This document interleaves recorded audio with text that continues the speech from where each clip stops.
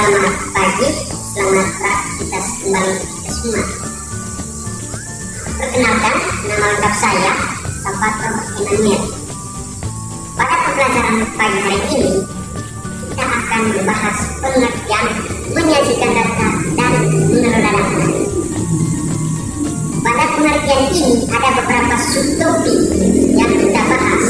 Yang pertama, pengertian menyajikan data dan mengelola data. Yang kedua, menyajikan data menggunakan tabel.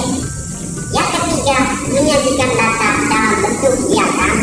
Dan yang keempat nanti, mengelola data.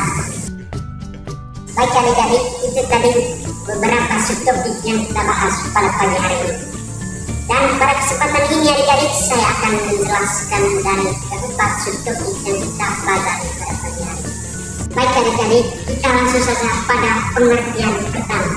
Pengertian menyajikan data dan mengelola data.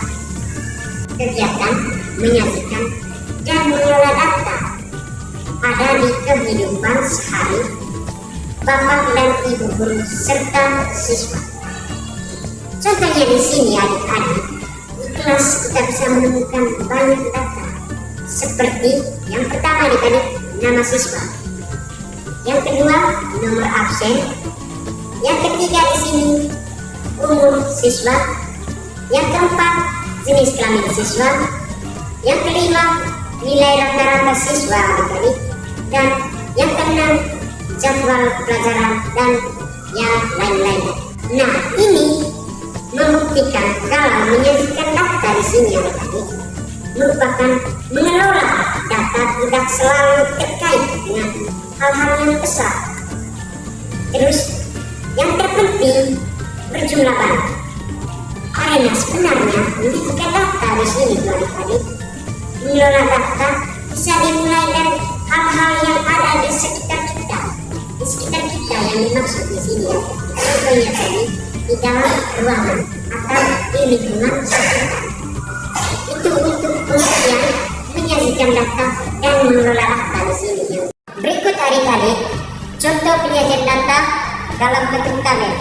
Seperti yang terlihat pada tabel di samping ini. Yang pertama, jenis olahraga. Jenis olahraga di situ. Yang pertama, olahraga renang. Di situ adik-adik, jumlah siswa yang mengikuti olahraga renang ada 5 siswa. Terus yang kedua adik-adik, bola voli. Jenis olahraga voli yang mengikuti jenis olahraga voli di situ jumlahnya ada 4 siswa. Yang ketiga di situ, bulu tangkis. Jumlah siswa yang mengikuti olahraga bulu tangkis itu ada 11 siswa.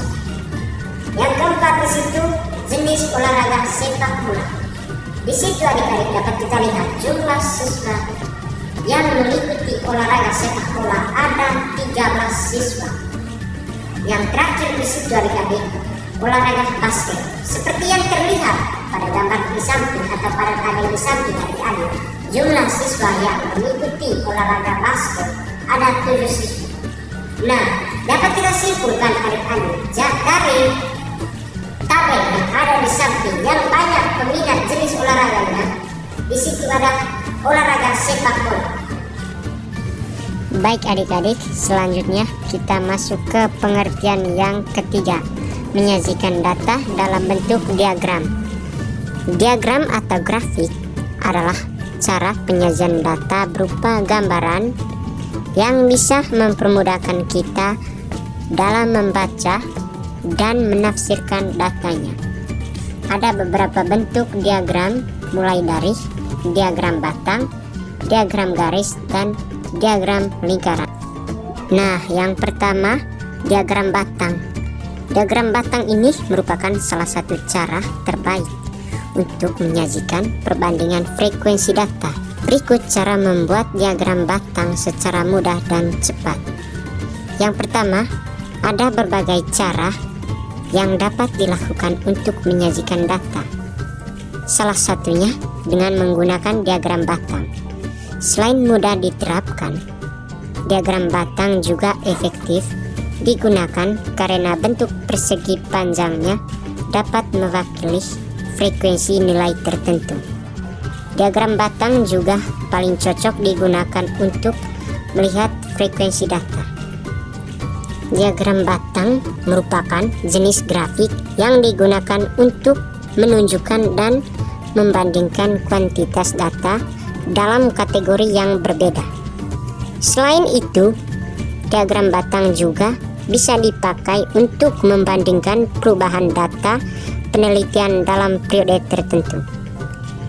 Diagram batang ini juga memiliki bentuk persegi panjang yang vertikal maupun horizontal dengan lebar yang sama. Sumbu vertikal pada diagram batang berfungsi untuk menunjukkan ukuran atau jumlah angka dari objek data yang disajikan.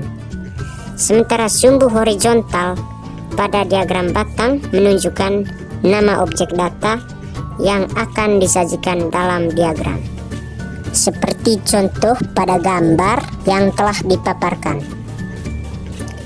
Yang kedua, diagram garis. Diagram garis merupakan suatu grafik berupa garis lurus yang menghubungkan titik tengah suatu data dengan data yang lain.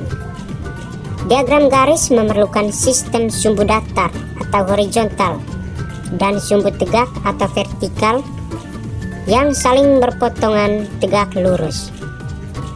Sumbu mendatar ini biasanya menyatakan jenis data, misalnya waktu dan berat. Sementara sumbu tegaknya menyatakan frekuensi data. Ada pula yang menyebut diagram garis sebagai peta garis atau kurva. Diagram garis ini merupakan bentuk penyajian data yang paling banyak dipakai dalam berbagai laporan perusahaan maupun penelitian ilmiah, seperti yang terlihat pada contoh diagram garis yang telah dipaparkan. Yang ketiga, diagram lingkaran. Diagram lingkaran adalah sebuah diagram yang berfungsi untuk menampilkan sebuah hasil data atau hasil angka yang digambarkan ke dalam bentuk lingkaran. Biasanya diagram lingkaran pada soal matematika sering digunakan untuk mengetahui perbandingan dari total jumlah yang sesuai dengan pembahasannya, seperti yang terlihat pada contoh diagram lingkaran yang telah dipaparkan. Nah, baik adik-adik, itu tadi beberapa pengertian diagram mengenai materi menyajikan data dalam bentuk diagram. Selanjutnya, yang terakhir, mengelola data. Setelah data disajikan dalam berbagai bentuk yang ada, siswa perlu mengelola data tersebut menjadi sebuah informasi yang diinginkan. Mengelola data adalah kegiatan memproses data ke dalam bentuk-bentuk yang lebih berarti. Dengan mengatur data sedemikian rupa, kita akan menghasilkan yang namanya informasi. Informasi adalah data yang telah diolah dan memiliki makna karena telah diberikan konteks serta telah menjadi sebuah gagasan, seperti yang terlihat pada gambar yang telah dipaparkan.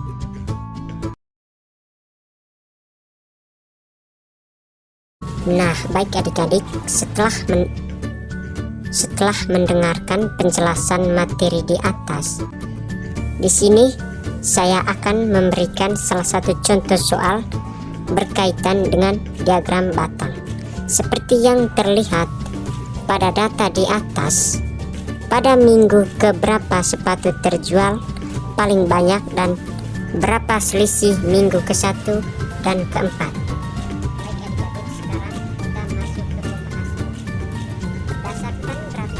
Kita terlihat di gambar minggu ke-1, jumlah sepatu terjual 35 buah, minggu kedua 50 buah, minggu ketiga 30 buah, dan minggu keempat 20 buah. Jadi jumlah sepatu paling banyak terjual pada minggu kedua. Sementara perhitungan selisih antara minggu ke-1 dan ke-4 adalah sebagai berikut. Jumlah sepatu terjual minggu ke-1 35, jumlah sepatu terjual minggu ke-4 20, sehingga selisihnya 35 kurang 20 yaitu 15 buah. Oke adik-adik, itu saja penjelasan materi kita pada pagi hari ini. Semoga bermanfaat bagi kita semua. Selamat pagi untuk kita semua, tetap semangat dan selamat pagi. Sekian dan terima kasih.